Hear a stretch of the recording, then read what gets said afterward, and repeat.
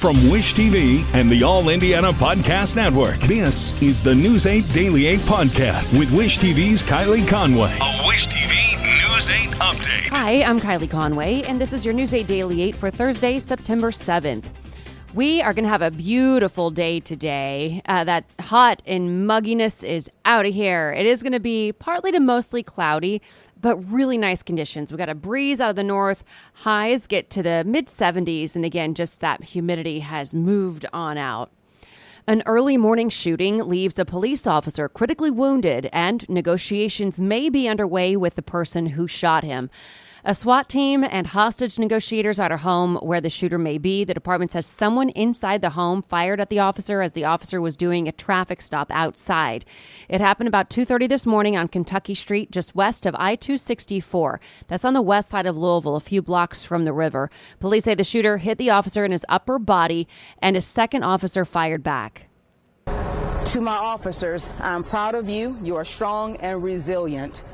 I'm expecting for us to continue to keep this community safe as we're doing it the right way. I am confident through a thorough investigation that we will have somebody in custody and charged for this incident. Police have asked everyone in the area to stay inside until they give an all clear. The department is not yet releasing the wounded officer's name or age, but indicates the officer is male and he's been with the force for a year and a half. The department plans to release body camera video within 10 days. The Marion County Sheriff's Office is pleading for more money in the wake of Deputy John Durham's death. Durham was killed by an inmate in July. Sheriff Kerry Forrestal spoke to City County Council's Public Safety Committee last night. He says more funding would keep deputies safer. I believe that the challenge to continue to train people and have them move to other agencies to pay higher puts all of our people at risk. And if we could retain them, that's going to be good for us and good for the community. Forrestal says he wants to push for raises next year when the collective bargaining agreement allows. He tells News 8 this year's budget increase will primarily go toward covering overtime costs. A late-night shooting in the southwest corner of Marion County leaves a man badly wounded. IMPD says officers found the man on Belknap Lane in a neighborhood in Canby just after 11:15 last night. Investigators believe the victim was shot on a different block in the same neighborhood. At last check, the man was stable but in serious condition at the hospital. No word yet on any arrests or what led to the gunfire. And this morning, IT-Mate will push for more details about the arrests of 21 people in Indianapolis.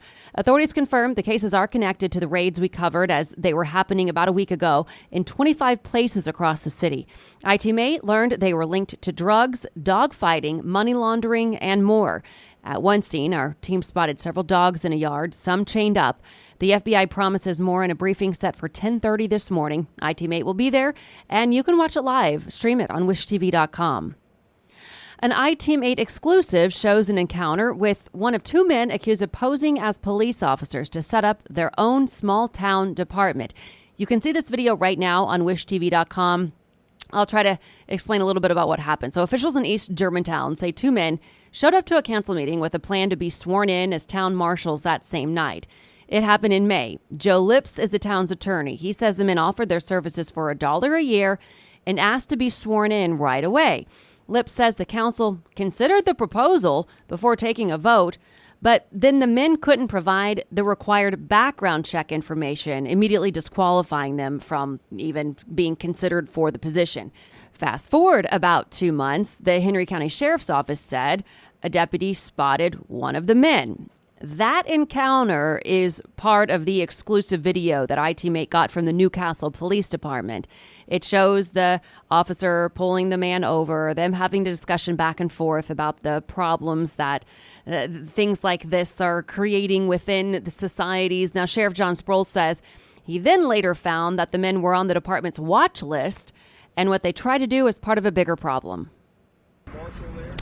There is a nationally recognized violent gang who has the goal to infiltrate small town departments. We know of a gang member, a gang leader who has had expunged records, has spent an enormous amount of time in prison, who got a badge in a small town in Indiana because his buddy was the town marshal. The East Germantown attorney says the men could be charged with impersonating police officers. Neighbors tell News 8 a fire that destroyed a historic building is exposing greater concerns in the area. We brought the story to you live on Daybreak yesterday, breaking news for most of the morning. So people living near Washington and Wallace on the east side, near Irvington, they say the building sat vacant for years until squatters set up shelter there.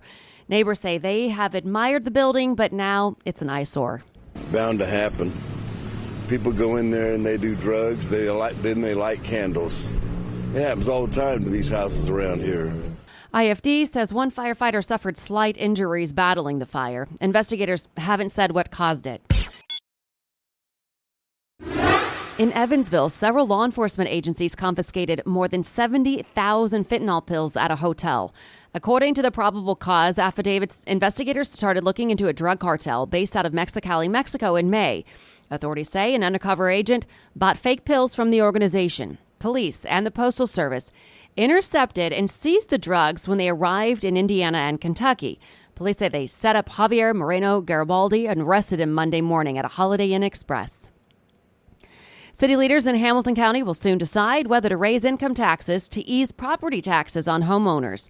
A plan that the county has passed calls for a 0.25% increase in the county income tax, phased in between next year and 2027, timed out to match cuts at the state level. Councilmember Brad Beaver is backing the plan. He wants money raised from the income tax bump to allow credits for homeowners. My real concern is older people, retired, fixed income, they own their house, they want to live here, and our property taxes are driving them out of their house. The county council has already passed the measure. In order for it to take effect, at least 2 of the county's 4 city councils must sign off on the measure by October 1st. And tonight, NDOT crews will begin lane restrictions on 465 on the east side. NDOT says workers will allow repair pavement between Pendleton Pike and Fall Creek Road. Northbound lanes will shut down first, then crews will move to the southbound lanes. Officials hope to have all of the work complete by October 15th. We have everything you need to know about the closures on wishtv.com. Just look in the As Seen On section.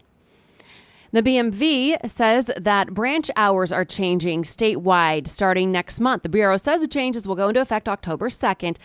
The hours are different depending on the location. So in order to make it easy for you, we put all of the changes on wishtv.com, and you can narrow it down to the BMVs that are closest to you. I'm going to finish my term as leader, and I'm going to finish my Senate term. The top Republican in the Senate seeks to reassure his constituents and colleagues about his health. Mitch McConnell talked with reporters yesterday after a weekly meeting with other GOP senators, in which he said he was ready to move forward. Several other notable Republicans have been openly skeptical of McConnell's ability to lead in the aftermath of 2 recent public episodes in which he froze up while speaking. Texas Governor Greg Abbott says Texas will appeal the order to remove the giant buoys lining the Rio Grande. Abbott had them placed in the river in July, meant to keep illegal immigrants out of Texas. A federal judge ruled yesterday that Texas has until September 15th to remove them. The Justice Department claimed the state needed permission from the United States Army Corps of Engineers to place the buoys and never got it. A judge agreed, ordering their removal and banning any other buoys being placed in the future. Prosecutors in Georgia say it could take about 4 months to present their case against former President Donald Trump and 18 others. The estimate came in a hearing in the case yesterday. Prosecutors say they have more than 150 witnesses. The judge presiding over the case denied a request from 2 of the defendants to separate their cases from the rest. The judge's most pressing issue includes whether to try all the defendants at the same time and when to start the trial. He said he hopes to settle those by early next week. Newly filed court documents show federal prosecutors plan to seek a grand jury indictment of President Biden's son Hunter by the end of the month. The filing is in the gun possession case that accuses Hunter Biden of having a firearm while being a drug user. Prosecutors did not name exactly what charges they'll seek. Hunter Biden has also been under federal investigation for his business dealings. And 2 business headlines. The average mortgage rate in Indiana is 6.9%.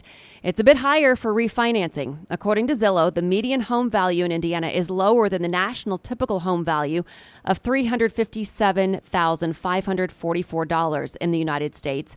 The median home value in Indiana is $227,978, and home values have increased 12.2% over the past year. GM negotiators are expected to make a counteroffer to the UAW today. Stellantis, formerly Chrysler, is expected to make an offer tomorrow. Ford has made an offer to the union, and the UAW will reportedly make a counteroffer. The UAW is asking for a 40% pay increase over 4 years, a 32-hour work week, and a foothold in the emerging electric vehicle industry. More than 70,000 daycare providers across the country are in danger of closing when $24 billion in government aid dries up at the end of September. The Century Foundation says that puts more than 3 million children at risk of losing daycare and thousands of women out of work. The end of this month is when pandemic-era child care funding help runs out.